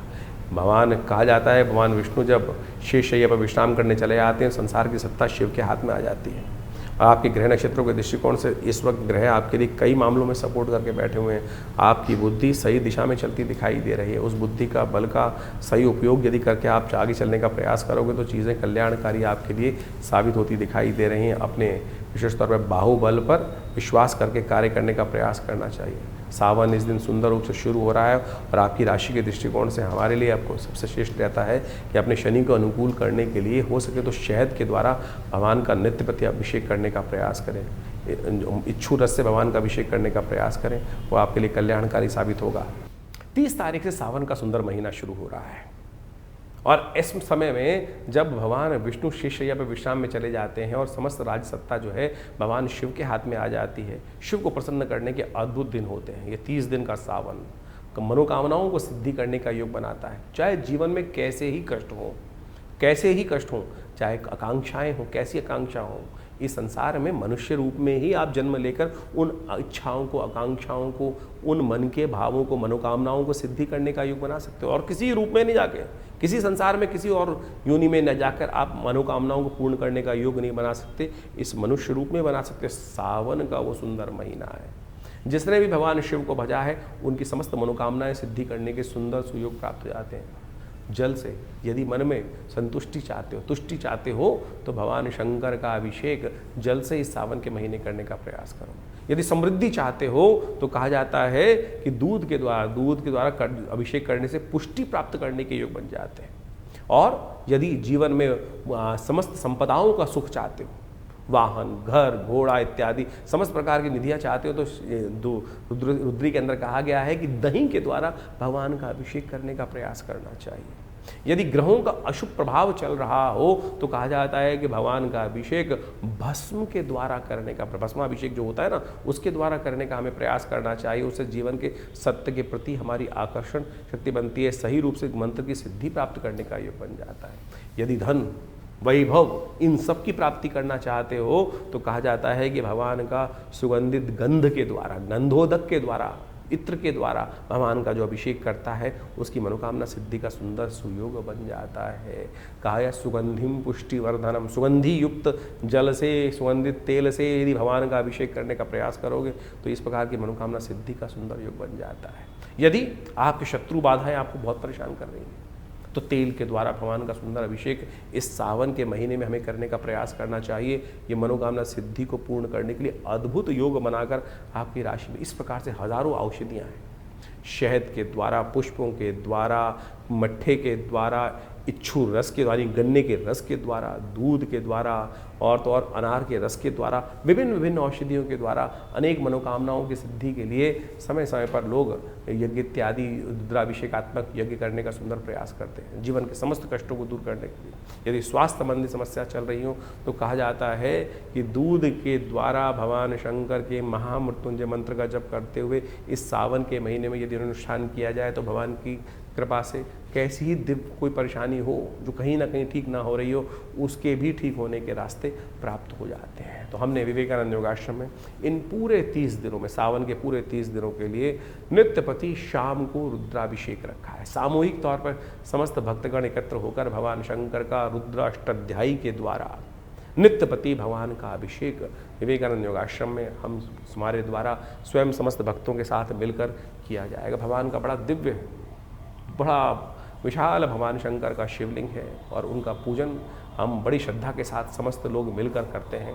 आप भी स्वयं इस कार्यक्रम में भाग लेने के लिए नित्यपति आश्रम पर पधार सकते हैं। ये सावन का सुंदर सुयोग आया है और इस समय ग्रहों की स्थिति बड़ी विकसित चल रही है। एक जीवन में क्षणभंगुर है जीवन, कभी भी कभी ना कहीं एक छोटी सी त्रुटि से पता नहीं कहाँ से कहाँ जीवन की दिशा मुड़ जाती है। भगवान की कृपा से, भगवान के सानिध्य में रहकर हमको क्षण क्षण को जीवन को जीने का प्रयास करना चाहिए। दिल्ली में विवेकानंद योग आश्रम में भगवान के मनोकामना सिद्धि मंदिर में भगवती के सानिध्य में बहुत दिव्य भगवान का शिवलिंग पर नित्यपति भगवान का रुद्राभिषेक रहेगा। शाम को रोज 6 बजे के आसपास ये रुद्राभिषेक आरंभ होता है। आप भी आइए, यज्ञ में भाग लें, भगवान का रुद्राभिषेक भी करें और भगवान की कृपा से इस पूरे सावन में छोटे से कर्म से भगवान को रुद्राभिषेकात्मक यज्ञ कर भगवान को प्रसन्न करने का सुंदर सुयोग अपने जीवन में प्राप्त करें। 31 तारीख शुक्रवार का अवसर द्वितीय तिथि विद्यमान है, सावन का दूसरा दिन है और ये एक ऐसा मुहूर्त लेकर आता है कि कांवड़ यात्रा को आरंभ करने की तरफ ले जाता है। आपके ग्रह परिवर्तन की तरफ जा रहे हैं और ये स्वास्थ्य के थोड़ा सा हैवी पर्सन दिखाई देता है, इसलिए जो भी कार्य करें स्वास्थ्य को पहले ध्यान रखते हुए कार्य करें। किसी भी कार्य में रिस्क लेकर काम करना अननेसेसरी चिंताओं को बढ़ाने वाला योग बना सकता है, इसलिए बेकार की चिंताओं से थोड़ा चिंतन करने का प्रयास करें और हर चीज़ को एक दिन में एक ही तरह से ना चलाएं। शांति से चीज़ों को समझते हुए कार्य करोगे तो अच्छा रहेगा। तो जुलाई के अंतिम में आपने ग्रहों का प्रभाव समझा, आपकी राशि के अनुसार से कितना महत्वपूर्ण परिवर्तन, चाहे वो शनि का परिवर्तन हो रहा हो, चाहे बुध का पहले उदय होना और फिर मार्गी हो जाना, बहुत महत्वपूर्ण प्रभाव इनका आपको आने जीवन में प्रभाव देखने को मिल सकता है। ऐसे में बृहस्पति अस्त अवस्था में चल रहे हैं, शनि एक बार पुनः वर्ष के अनुसार से वक्री हो गए और ये 4 महीने से ज़्यादा वक्री रहेंगे। ऐसे में पुनः एक बार स्थिति विश्व में कहीं ना कहीं कोलाहल वाली उत्पन्न करने के योग ये शनि का वक्री होना और साथ साथ ऐसे में इनका विभिन्न ग्रहों के साथ योगा योग जो बन रहा है वो प्रभाव उत्पन्न करता दिखाई दे रहा है। समय समय के अनुसार से हमको ज्योतिष का लाभ अवश्य लेने का प्रयास करना चाहिए। ऐसे में विशेष तौर पर ग्रहों के योगा योग के अनुसार से उनका जो महत्वपूर्ण परिवर्तन मिलता है, शास्त्र में वर्णित ऋषियों मुनियों के अनुभव के आधार पर जो उनके निदान चिकित्सा विज्ञान के अनुसार से बताए गए हैं, ग्रहों के मंत्र के माध्यम से बताए गए, वो हम आपके समक्ष समय समय पर उपस्थित करते रहते हैं। सत्य मानिए, व्यक्ति के हाथ में कर्म करना ही है, उसका फल तो परमात्मा के हाथ में ही है, कर्म के अनुसार से ही फल बनता है, लेकिन फिर भी परमात्मा की कृपा से जो बड़े से बड़े भयावह योग कुंडली में बन रहे होते हैं वो कब किस प्रकार से क्षण में गायब हो जाते हैं पता नहीं चलता। इस बात को हमें अच्छे समझना चाहिए। गोचर का प्रभाव तो आपने अच्छे से समझा, लेकिन आपकी जन्मपत्री पे किस प्रकार से उन ग्रहों के परिवर्तन का प्रभाव पड़ रहा है, दशाओं का, अंतरदशाओं का। ऐसा नहीं है कि जन्मपत्री के अनुसार से हम जब तक ना देखें, गोचर के अनुसार से ही सब प्रभाव चलेगा। मूलतः गोचर का प्रभाव हर जन्मपत्री पर, हर व्यक्ति विशेष पर अवश्य होता है, लेकिन मूलतः जन्मपत्री जो है वो विशेष तौर पर कौन से ग्रह योग के अनुसार से किस प्रकार के आप योग बना रहे हैं, कैसे बन रहे हैं। ऐसा समझें कि जैसे जनमानस में तो लाखों करोड़ों आदमी हैं, अब व्यापक आपदा आई, कुछ कष्ट घटा, कहीं आंधी आया, कहीं तूफान आया, उस क्षेत्र में आया, बहुत भयावह स्थिति थी, लेकिन सब लोगों का अहित नहीं हुआ, कुछ का उद्धार भी हो गया। कोरोना काल की महाकाल आया, ऐसे विपदा आई, लेकिन सब लोगों के उस क्षेत्र में, एक क्षेत्र में बहुत ज़्यादा विपदा थी, सारे नहीं मरे, सारों के जीवन में कष्ट नहीं आया, किसी के जीवन में उत्थान के योग भी बने। कारण क्या था? वो आपका अपना मूल कर्म, आपकी अपनी मूल जन्मपत्री के निष्कर्ष से कि आपके लिए कौन सा समय अच्छा चल रहा है, कौन सा समय खराब चल रहा है। तो ऐसे भयावह काल में भी हम उन्नति कैसे योग बना सकते हैं और अच्छे काल में अपने ग्रहों को किस प्रकार से और अच्छा कर सदमार्ग की तरफ, सही मार्ग की तरफ तेजी से आगे बढ़ने के योग बना सकते हैं, वो जन्मपत्री का जन्म ज्योतिष विज्ञान का एक चमत्कारिक विषय है। इसलिए हमें अपने जन्मकाल के अनुसार से, date of birth, time of birth, place of birth के अनुसार से जो खाका बनता है, दशाएं, महादशाएं, अंतरदशाएं, इन सबको देखते हुए, देशकाल परिस्थिति को समझते हुए भविष्य को देखने का प्रयास करना चाहिए और उससे बहुत कुछ पूर्वाभास हो सकता है, बहुत सा पूर्वाभास पहले हो जाता है और उसको समझकर हम अपने समय के अनुसार से अपने रास्ते को सही रूप से चुन सकते हैं। जैसे एक व्यक्ति पढ़ाई कर रहा है किसी क्षेत्र में, उसका भाग्य तो कहीं किसी और क्षेत्र में लिखा था उन्नति का, लेकिन वो भटकते भटकते कभी ये, कभी वो, कभी वो, कभी वो, वहाँ पहुँचता है, वो अंत में जाकर जो जिससे किस्मत जागनी थी वहाँ पहुँचता है, फिर उस पर कार्य करता है। और फिर अगर ज्योतिष के दृष्टिकोण से पहले ही जान लिया जाए कि इस व्यक्ति के लिए कौन सा मार्ग सबसे श्रेष्ठ है और उसको अपना लिया जाए, तो आप अवश्य सही समय पर सही चीज़ों को पहचान कर कार्य को ठीक कर सकते हैं। तो यही ज्योतिष विज्ञान का, ज्ञान का यही लाभ है, इसी को लाभ उठाने का प्रयास करना चाहिए। सकल पदार्थ है जगमाही, कर्महीन पुरुष पावत नहीं। तुलसी बाबा ने ऐसे ने कर्म, ज्योतिष विज्ञान जो है वो वास्तविक तौर पर ज्ञान के अनुसार से, विज्ञान के अनुसार से शोध कर ऋषियों का कर्म है और उन्होंने इतना सुंदर सिद्धांत बना के रखा। तो उसको आपको लाभ उठाने का प्रयास करना चाहिए, चीज़ों को समझने का प्रयास करना चाहिए। और ज्ञानवान लोग सही समय को पहचान कर उसके अनुसार से कार्य जो कर लेते हैं तो जीवन में बहुत जल्दी भाग्योदय के योग बन जाते हैं। हर कोई यही पूछना चाहता है कि भाग्योदय कब होगा, वो आपका जन्म बताएगा, समय बताएगा कब भाग्योदय होने की चांसेस हैं, कैसे हम अपने समय को सदुपयोग में लगाएं, सही कार्य करें। और ऐसे में तो बहुत सारे अच्छे अच्छे योग बन रहे हैं इस समय में। अभी आप मान देखें गुप्त नवरात्रि का योग इसमें आरंभ हुआ इस जुलाई के अंतिम में, और उसके बाद जो सुंदर योग बन रहा है देवशयनी एकादशी के बाद श्रावण का, सावन के महीने का सुंदर सुयोग बनकर आया है। कहा जाता है भगवान विष्णु जब शेषशय्या पर विश्राम के लिए चले जाते हैं तो समस्त सत्ता जो है शिव के हाथ में आ जाती है। ऐसे में शिव की सुंदर आराधना कर कर, भगवान का नित्यपति रुद्राभिषेक कर कर अपने बहुत से जीवन के कष्ट आप जो जिसको कहा जाता है रुद्रा अभिषेकात्मक यज्ञ जो है उसको कर कर आप सही रूप से भगवान की कृपा प्राप्त कर सकते हैं। भगवान तो एक लोटे से प्रसन्न हो जाते हैं जल के। तो आप कोशिश ये करें, इन समस्त जो आपको रास्ते बताए हैं उनको समझें, उनके द्वारा जीवन में सही मार्ग को चुनने का प्रयास करें। और विवेकानंद योगाश्रम में इस अवसर पर कई सारे समय समय पर कार्यक्रम होंगे, उनके बारे में हम आपको अवगत समय समय पर कराते रहते हैं। आइए साथ में भगवान का आराधना करने का सुंदर सुयोग बनाएं और जीवन के कष्टों को दूर करने का बड़ा सुंदर मार्ग, बड़ी जो सरलता से हमारे जीवन में प्राप्त हो सकता है। फिर क्यों भटके फिर इधर उधर, क्यों भटकें इधर उधर। तो इसलिए कोशिश ये करें, सही मार्ग को चुनने का प्रयास कीजिए। भगवान की कृपा से कल्याण होगा, समस्त जीवन के कष्टों को दूर करने का सुयोग बनेगा। हमारे विवेकानंद योगाश्रम के माध्यम से हमने बहुत सारी पुस्तकों का प्रकाशन किया है।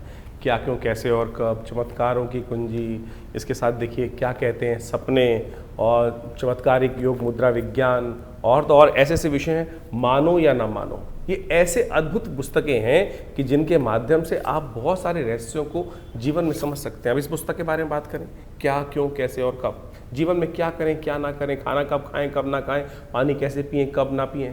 आज आप सोशल मीडिया पे इतनी भरमार हो गई है, हर कोई अपने अपने अनुसार से आपको चीज़ों को समझाने का प्रयास कर रहा है। कोई कहता है सुबह उठते पानी पियो, कोई कहता है मत पियो, क्या तो कोई कहता है क्यों पियो, पानी भी विकार उत्पन्न करते हैं। कितना पानी पीना चाहिए, कब नहीं पीना चाहिए, ये योग विज्ञान के माध्यम से भारतीय संस्कृति में इतनी सुंदर तरह से बताया गया है। आज इतनी विचित्र विडंबना हो गई है कि सबके सब कहीं ना कहीं कुछ ना कुछ निर्दिष्ट करते चले जा रहे हैं। कोई एक व्यक्ति कुछ बोलता है, कोई कहता है दूध पीना चाहिए, कोई कहता है दूध नहीं पीना चाहिए, कोई कहता है पानी कितना पीना चाहिए। हमने इस पुस्तक के माध्यम से, योग विज्ञान के माध्यम से ऊषा पान विधि कही गई है। 100 अंजुलि पानी पीने के लिए शास्त्र में विधान कहा गया, पानी किस प्रकार से पीना चाहिए और कैसे पिएं, कब ना पिएं, कौन से महीने में क्या खाएं क्या ना खाएं। यहाँ तक भारतीय संस्कृति, अभी वर्षा ऋतु चल रही है, वर्षा ऋतु के अनुसार से शास्त्र में कहा जाता है कि भैया सावन हर्रे भादो तिक्त, सावन में हरी सब्जी नहीं खानी चाहिए, हरी जो पत्ते वाली सब्जी है उसको खाने से परहेज करना चाहिए। और उसको आज से नहीं, अनादिकाल से भारतीय संस्कृति में इन सब सिद्धांतों को बता दिया गया था। और तो और यज्ञ विज्ञान कैसे आपके जीवन में लाभ दे सकता है, और बहुत सारी और समस्या, नज़र लग जाए कैसे उसको दूर करें, इस सब संबंध में इन पुस्तकों में हमने अद्भुत रूप से इन समस्त ज्ञानों को देने का प्रयास किया है, इन सब बातों को चर्चा करने का प्रयास किया है। तो आप इनके विषय को यदि ये समझेंगे तो इतने सुंदर तरीके से मुख कैसे धोएं, पानी कितना पिएं, स्नान कब करना चाहिए, स्नान कैसे करना चाहिए। भारतीय संस्कृति में स्नान के बारे में सबसे पहले स्नान करना है, पानी डाल के आ गए, ये तो स्नान नहीं हुआ ना। स्नान किस प्रकार से किया जाए, कैसे आपके बहुत सारे घमौरिया इत्यादि बहुत सारी और समस्या, स्किन की डिजीज आती है। यदि सही रूप से स्नान कर लिया जाए तो कहा जाता है कि बहुत सारी स्किन की समस्याएं उस स्नान से ही ठीक हो सकती हैं। इसके अलावा भगवान का चरणामृत हम लेते हैं, उस चरणामृत का क्या फ़ायदा है, किस प्रकार से भगवान का पूजन करने के बाद मंदिर में घंटा बजाते हैं, शंख बजाते हैं, ऐसे विषय हमने इन पुस्तकों के माध्यम से सदगुरु आचार्य श्री केशव देव जी के सानिध्य में बैठकर जो रिसर्च हो सकती थी, ऐसी करीब 50 पुस्तकें आश्रम के द्वारा लिखी गई हैं।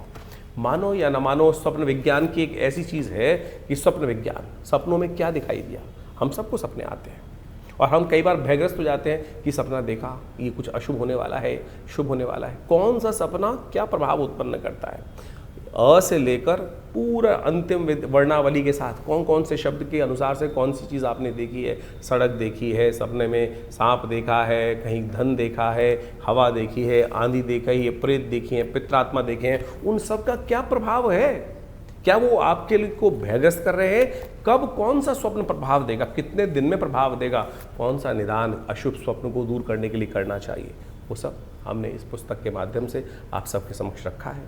तो आप इन पुस्तकों को पढ़ें और देखिएगा सही रूप से आपके जीवन में जो अज्ञान की जो एक समय चल रहा है अंधकार का, अज्ञान का, उसको ठीक करने का रास्ता आपको केवल इस पुस्तक के माध्यम से ही मिल जाएगा। तो ऐसी ऐसी बहुत सारी पुस्तकें हैं। एक ये पुस्तक है चमत्कारिक मुद्रा विज्ञान। ये हमारा अपना विषय है। पूरे विश्व में हमने इस विषय को पहुंचाया कि मुद्राओं के द्वारा कैसे विभिन्न रोग ठीक कर सकते हैं। कान के दर्द से लेकर हृदय रोग जैसी परेशानियों को ठीक करने के लिए ये मुद्राएं चमत्कार अपना प्रभाव दिखाती हैं। विवेकानंद हॉस्पिटल इस संबंध में बहुत अद्भुत कार्य कर रहा है। दिल्ली में 100 बेड का हॉस्पिटल संस्थान के द्वारा बनाया गया है, जो भारत सरकार के पैनल पे भी है, दिल्ली गवर्नमेंट के पैनल पे भी है।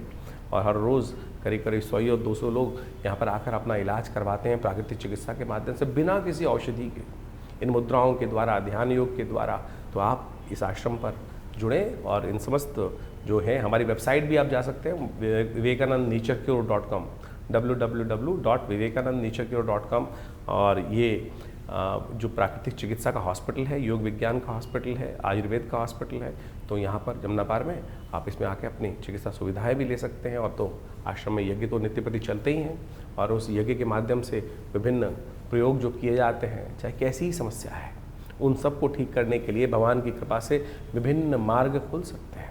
आप सत्य माने, बहुत सारे अजीब अजीब केस आते हैं, किसी का स्वास्थ्य ठीक नहीं हो रहा है, तो हमने देखा महामृत्युंजय मंत्र का जो एक यज्ञ है, उसका दिव्य मंत्र का जप करते हुए सही रूप से जो उचित ब्राह्मणों के द्वारा, जो विद्वान ब्राह्मणों के द्वारा सही मंत्र का उच्चारण करते हुए यदि कार्य किए जाए, तो वो अद्भुत रूप से मंत्र चमत्कारिक कार्य करते हैं।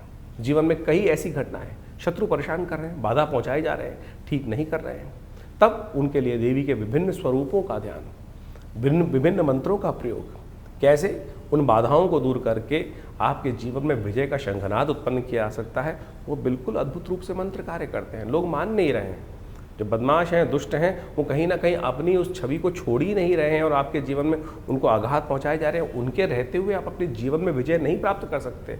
आपको उनके साथ उनकी दुष्टता को समाप्त करने का कार्य ही करना पड़ेगा। तो ऐसे मंत्र विज्ञान के माध्यम से आप अपने जीवन को, कष्ट को दूर करने के लिए, अब बंधन का योग किसी कुंडली में आ गया, बंधन का योग साफ साफ दिखाई दे रहा है। कहीं ना कहीं ग्रह परस्पर ऐसे योग बना रहे हैं कि बंधन का योग, जेल जाने का योग है, कहीं ना कहीं आपके समय खराब है आपका। तो ऐसे में दुर्गा की नामावली का एक अद्भुत चमत्कारिक प्रयोग है, जिसका यदि प्रयोग किया जाए, भगवती के नामावली का यज्ञ जो है शास्त्र में वर्णित है, समस्त भयों को जीवन से दूर करने का योग बना देता है। कहीं कोई नेगेटिव प्रयोग, किसी ने दुरात्माओं का प्रयोग किसी व्यक्ति के खिलाफ कर दिया, बहुत सारे लोग आते हैं इस बाधाओं से मन से ग्रसित होते हैं। तो ऐसे में कहा जाता है भगवान बटुक भैरव जी का यज्ञ जो है, उन मंत्रों से हमने विभिन्न रूप से विभिन्न आदमियों पर करके देखा, कैसी छाया, कैसा नेगेटिव प्रभाव, कैसी दुरात्मा की शक्ति, उन सब को ठीक करने के लिए ये जो मंत्रों के प्रयोग है, भैरव जी का मंत्र का प्रयोग है, ओम ह्रीं बटुकाय आपद उद्धारणाय कुरकुर बटुकाय ह्रीं स्वाहा, अद्भुत रूप से चमत्कारिक कार्य करता है। उन कष्टों को दूर करने का योग अद्भुत रूप से बना देता है। ग्रह बाधाओं का समस्याएं हैं, ग्रह बाधा ऐसी हैं कि एक के बाद एक, कोई शनि खराब है, कोई मंगल खराब है, तो उनका जप किया जाए ना, सही रूप से उच्चारण करते हुए, यज्ञ करते हुए, उनका दशांश यज्ञ करके, दशांश उनका मार्जन इत्यादि समस्त पद्धति को अपनाते हुए जो कार्य किए जाते हैं, वो पूर्ण रूप से, सही रूप से सफलता की तरफ व्यक्ति की मंशा के अनुसार से कार्य करने का सुंदर कार्य करते हैं। मंत्र विज्ञान कपोल कल्पित नहीं है, सत्य है, लेकिन विधि के अनुसार से, शास्त्र के अनुसार से हमें करने का प्रयास किया जाना चाहिए, तब जाकर समस्त मनोरथों को सिद्ध करने का, दिखावा नहीं है। आज पूरे जो सोशल मीडिया के अंदर हम देखें, दिखावा किया जा रहा है, इतनी जबरदस्ती पद्धति को बनाया जा रहा है, कहाँ कहाँ किस किस प्रकार से दिखावा करके बहुत सारी चीज़ें, लेकिन जो मूल मंत्र जप है वो नहीं हो रहा है। मूल मंत्र जप नहीं हो रहा है। यज्ञ के नाम पर अभी इतने ज़बरदस्त खतरनाक वीडियोस, मैं कहूँगा खतरनाक इसलिए बोल रहा हूँ कि विधि निषेध है ही नहीं उसमें। आहूत मंत्र में, यज्ञ में आहुति देने के लिए मुद्राएं हैं। इस मृगी मुद्रा के द्वारा शांतिक पौष्टिक कर्मों में आहुति देने का है। और बड़े बड़े महंत महात्मा इत्यादि बैठे हुए जो तसलों से, प्लेटों से आहुति यज्ञ में डलवा रहे हैं। क्या करवा रहे हैं? अनिष्ट करवा रहे हैं। कब आहुति डलनी चाहिए? मंत्र में स्वांते आहुति समर्पय, स्वाहा के अंत में आहुति डलनी चाहिए। कोई विधि किसी का पालन नहीं किया जा रहा है, केवल पंप एंड शो और दिखा दिखो के ड्रामेबाजी कर कर जो यज्ञ विज्ञान के नाम पे, अध्यात्म के नाम पर आज दुराग्रह पूरे विश्व में चल रहा है, ये भयावह है। आप स्वयं करिए, हमारे साथ रविवार को यज्ञ में बैठिए। कोई दक्षिणा नहीं ली जाती, कोई पैसा नहीं लिया जाता। जो लोग कुछ बैठना चाहते हैं रविवार को यज्ञ में आकर आश्रम पर यज्ञ में बैठ सकते हैं। तो इन समस्त विधियों का आशा करते हैं आप पालन करेंगे, समझेंगे, चीज़ों को सही रूप से करेंगे। तो आप जुड़िए विवेकानंद योगाश्रम से, आपका कल्याण होगा। धन्यवाद।